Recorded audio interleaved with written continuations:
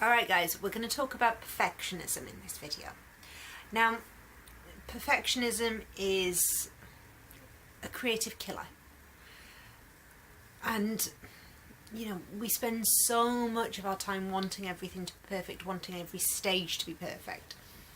So, I can talk about perfectionism and why it's a problem for hours and hours on end. And I know I have a few blog posts on it, a few videos, but that's not for this course.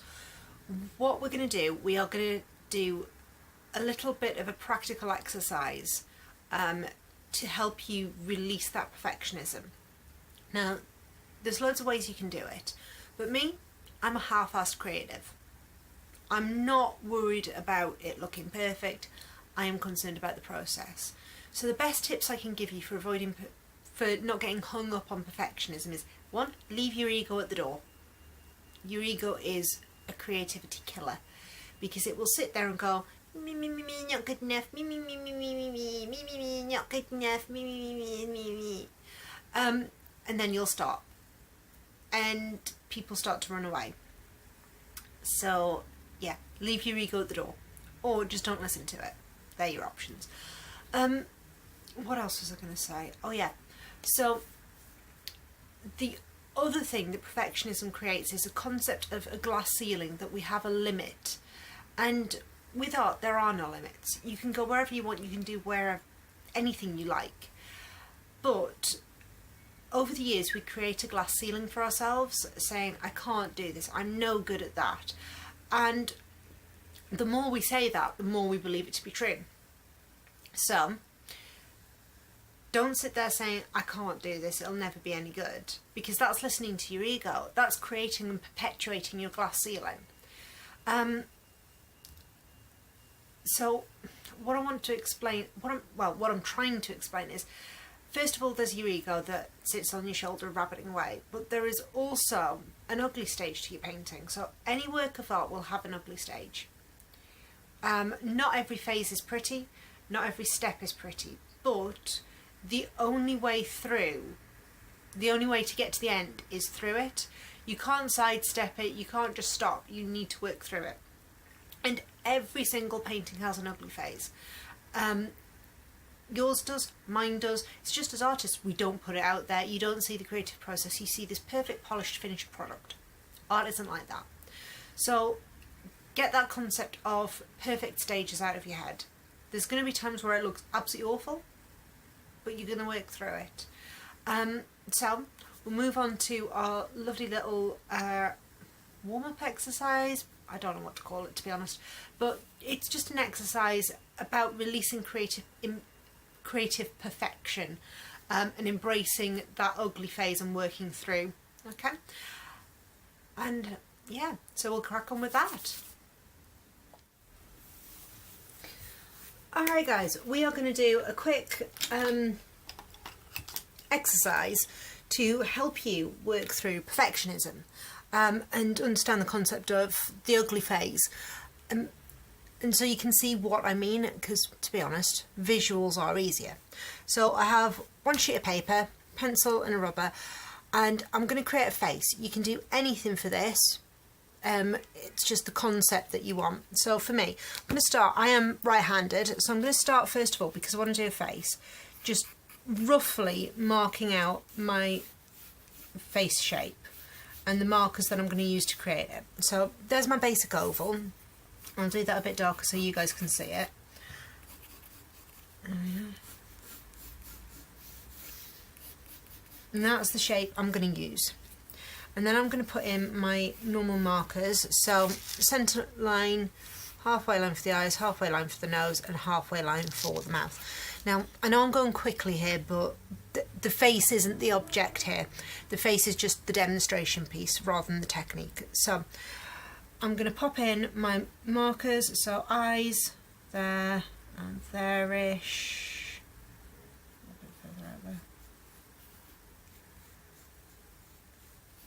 A little nose down here, and I put in the base of my mouth. So they're my markers. I'm just going to take these sketch lines out. Okay. Now, I am here going to put my pencil to one side and my rubber because I'm not going to use them anymore. What we're going to do next, once you've got a couple of little guidelines, and I want you to be as frugal as you can with your guidelines. So I've done that with my dominant hand. I'm now going to get a pen, and this particular one is a waterproof ink pen, and I'm going to use my non-dominant hand, and I'm going to draw a face. So it's not going to look pretty, it's not going to look neat, and it's not going to be as polished as it would be. However, I'm going to make this work, and this is what I mean by the ugly face. So here's my pen, here's me. Where shall I start? I'm going to start up here and I'm going to come round. So for a start, I don't have a great deal of control in the same way I would normally, because I also hold my pen cack-handed and I'm trying to hold it properly with my left, which just doesn't work for me. So there's my basic face shape, and then I'm going to go in for the eyes. So, and by doing it in pen, I have no space to go back and change it. Now that's okay, that means I'm going to work through when it doesn't work out for me, or it doesn't work out how I would like it to. And you know, that's the big object here. So nose, and I need two little nostrils on the edge here and a line round. You can see I can't curve in the same way that I might normally.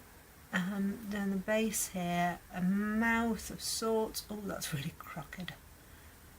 And I can't really, I'm really struggling with the mouth here, so it's alright. I'm going to embrace it and we're going to make it work. So that's my basic face outline. Now I'm going to pop in some pupils and irises. God, I hate doing this. I find this so difficult because I am not dominant with this hand. Okay, eyebrows. A bit on the thick side, but work with them, and pupils.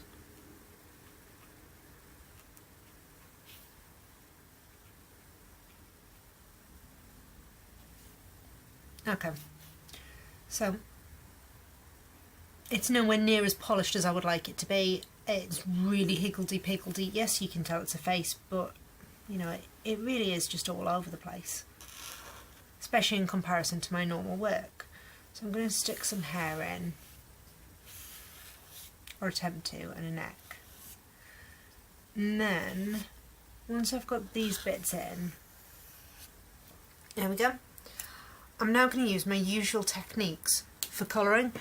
Now, you can do this however you like. You can do it in pencil, you can do it in crayon, you can do it in paint, doesn't matter. The idea is to embrace the imperfections. So I'm now going to move back to dominant hand to actually create this, and like I say, I'll use my usual form of creation, or my usual creation process for this. At least I would if I could find anything.